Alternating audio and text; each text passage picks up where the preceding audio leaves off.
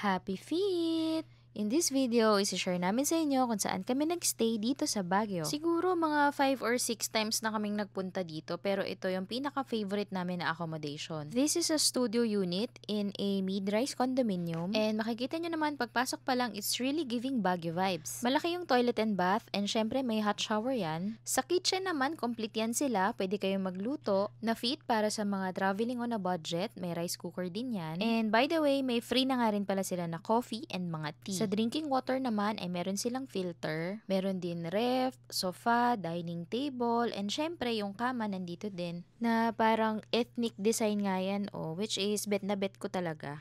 Then on the side, nandito naman yung cabinet, tapos meron din dyan plancha, yung board naman nasa gilid, tapos bonus pa na meron ding veranda. Meron naman dito na coffee table for two. Then sa view naman ay partially may mountain view.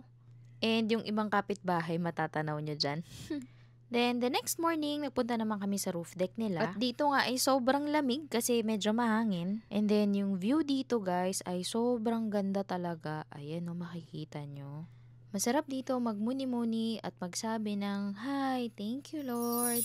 After naman sa roof deck ay bumaba naman kami para silipin kung ano naman ang makikita namin sa main lobby. And pagbaba nga namin ay lumipat lang kami sa kabilang building.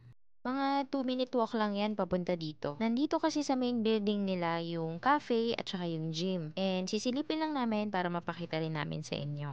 Ayun guys, this is in Bristle Ridge Condominium na nabook namin through Agoda for 7,100, 3 nights na yun. Syempre, naka-discount kami using our promo code AGD Happy Feet na pwedeng-pwede nyo rin gamitin para makatipid kayo. So, yun lang guys. Bye!